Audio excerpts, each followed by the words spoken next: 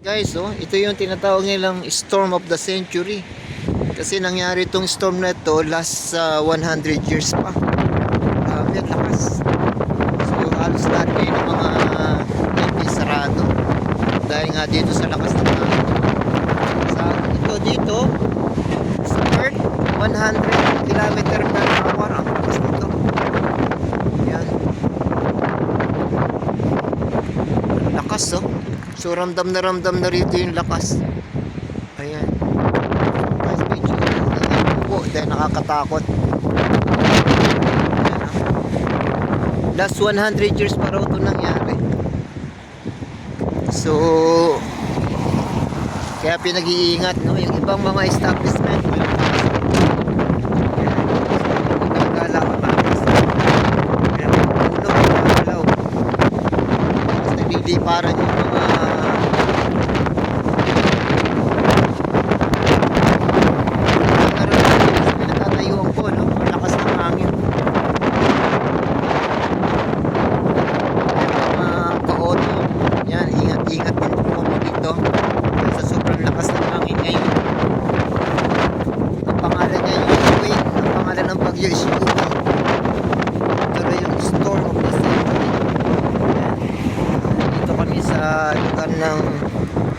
sa UK to, no? So, dito sa aming kinatatayuan ko sa lugar ng kumpanya na pinagtatrabahuan ko, no? Dito marami kaya advisory. Guys, para ko tinutulak ng hangin, no? Hindi ko mararamdaman dahil masyado mga puno. Yeah, pero malakas, no? Ano? Malakas, guys.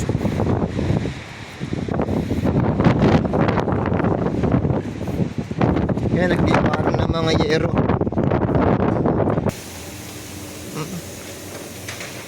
Ramdam na ramdam ang lakas. Ayan po.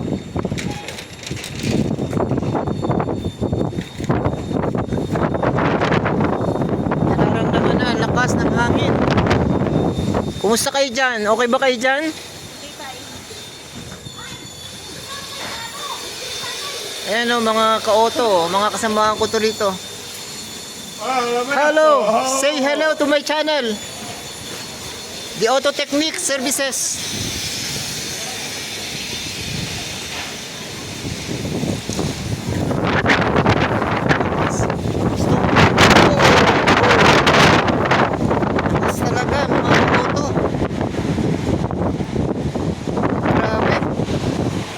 Yan o, sumisipon. Ayan o. Grabe.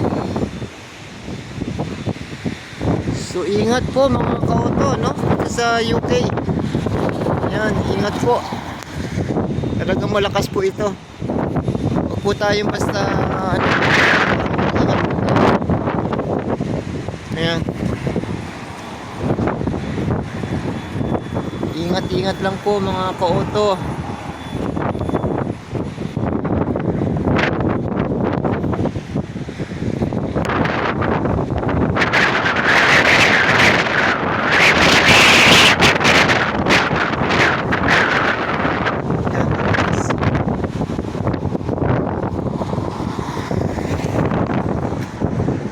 Dito po ako sa aming kumpanya, no? Yan, medyo kahanap ako ng sakyan niya sa dulo, medyo malakas, no? Pabugso-bugso po ang hangin. Ang sentro po daw nito ay nasa Ireland at saka sa Glasgow. Ayan guys, welcome to my channel, ano? Dito kami ngayon sa Scotland, UK, at kasalukuyan nararamdaman namin ang lakas ng bagyo rito sa Scotland.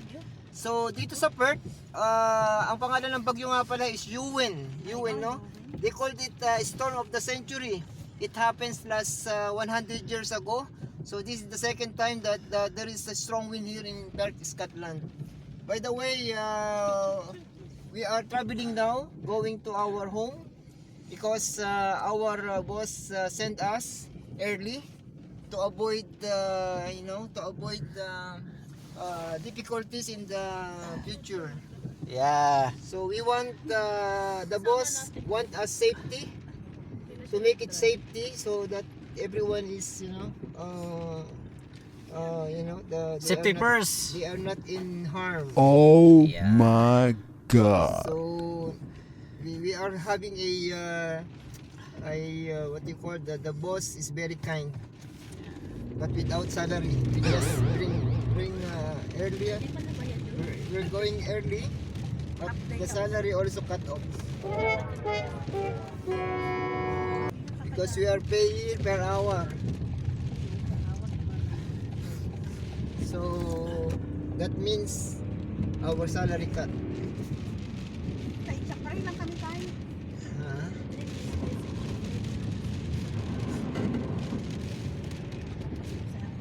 Saan ba sa inyo? Yung bus stop na lang sa Asla. Bus stop sa Pwede ba Asta? kayong ano doon? Pinto, hindi. Pwede, Hindi, pwede naman. Saan bahay nyo? Siyempre. Ay, hindi doon sa ano? Sa pinamanicturean mo, kuya. Doon, ito kayo pasok. Itchapre? Ketchapre ka. Yung tayong ginanong Ketchapre ka. Parang kapriyas lang ng ketchapuera. Itchapera? Oh, itcha, walang pera. Oh my god. siya yung walang pera.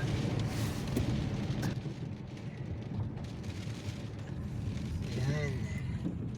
Okay guys, so walang pasok ngayon eh. They are some of the establishments, some of the company hold their job today. No work. No job open. Except to us. But our boss forced to Evacuate do ka. us halfway for immediate evacuation in that place. Hindi nakakasip company natin. Yan na, dito na kami sa Asta. Oops. Saan kayo dyan? Doon sila ka. Sa Ikot may doon ka. McDonald. Doon sa ka. Doon sa kina ano ka. Doon kina Doon naabot. Kalastan din malapit. kina Stanley sila ka. Oo ba? Alam mo yun tayo? Dito sa kana Stanley. Oo. Saan tayo gawing kaliwa? Ikot tayo dyan ka. Sara. Nanabot. Dito ka pabor ka. Ha? Dito ka pabor Kaliwa ka. ako? Oo. Kanan. Dito ka sa daanan. Dito ka pabor. Hindi tama yun ang daan natin. Tama ba? Doon kayo eh. Hindi pwede ka nandiyan kuya o sa unang ano. Diyan yung may salon no, diyan yan sa amin. Pero wag na kayo. Kakaliwa kami. Meron ba? Nakita. Dito. Ikot na lang dyan ka. Oh, dyan naman.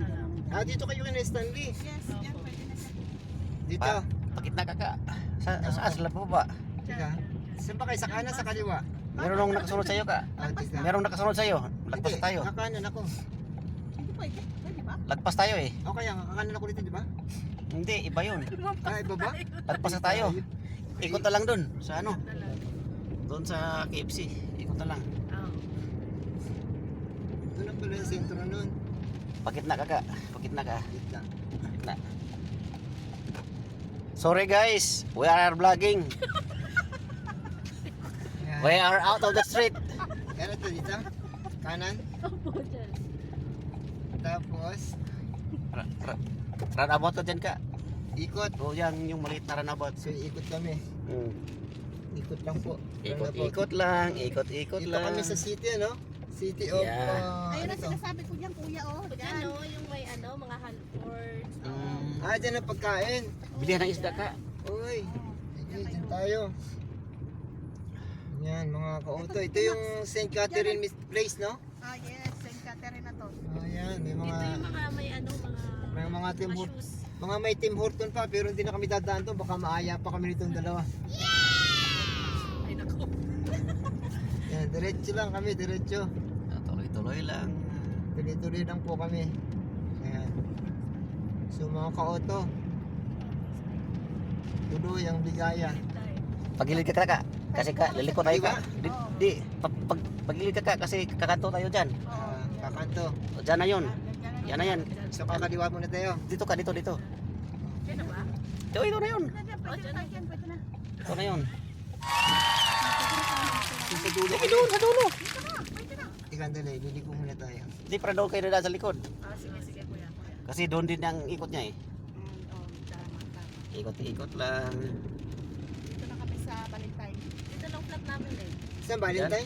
Dito, oo. Harap kina... Valentine ang tawag dito, di ba? Harap nila si Stanley? Oo. Dito lapit din na to dyan sa kaliwa. Yan yun sa amin. Mm. Kaso pupunta pa siya sa bahay kasi yung anak nila sa bahay. Ano ko dun eh. Ah, okay. Walang pasok. Wala, Na-cancel. Buti na lang. Ah, sige.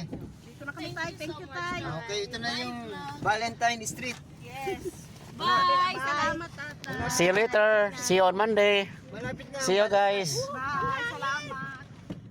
Okay. Nandun sila sa kabila. Di, bahay ni Annalyn dito sa likod yan. Mm. Pero si Juan dyan sa kabilang building. Tulog. Yan na. Meron pa ka. Eh, paikot naman siya. Oh, Yan. sige ka.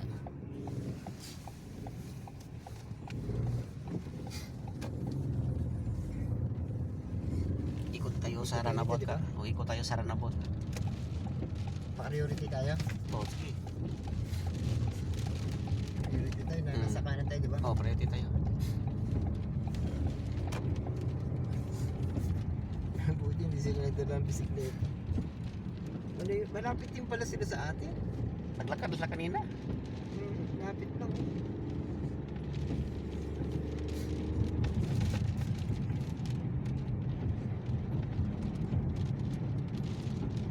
Yan guys, oh, medyo tumahimik ng konti ang bagyo. Kanina grabe. Yan. Roundabout.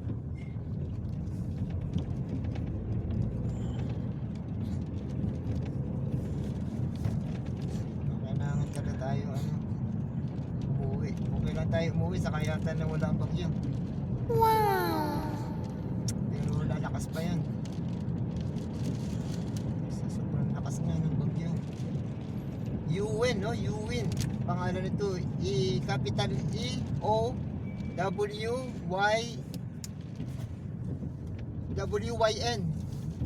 Uwin.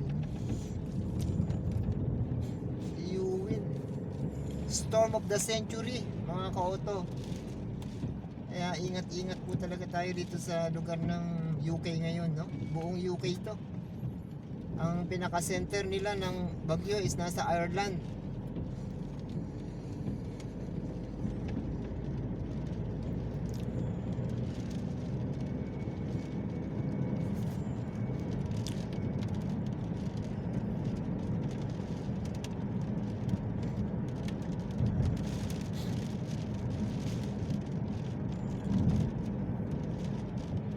Punta na kami ngayon sa aming dahil may susunduin pa kami na kasama namin sa trabaho. Inihatid lang namin yung dalawa kanina. Dahil maglalakad yun, delikado sa malakas na hangin, baka mapalad ng hangin. Yan po. Napabugso-bugso ang hangin, mga ka-auto. May ulan, may hangin. So sana wag anuhan yung aming mga sasakyan. Tamaan ng mga yero. Pero wala yatang lumilipad na yero rito. Matibay ang bubong dito, mga ka-auto.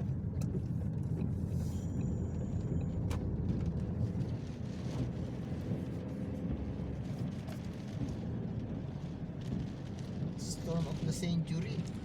Mabigat ito. Yan. So, susundin natin sila. Sa kasalukuyan, mga ka-auto, dito kami sa Perth ngayon. Perth, UK, Scotland. Yan, no? Yung mga nagbibisikleta, kawawa naman. Lakas ang bagyo, nagbibisikleta. Halos tahimik na ang lugar, mga ka-auto. Halos talagang kumbaga Huwag ka muna papapasok ka. na sila, Sige ka, ikaw yung pinauna ka. Sige ka.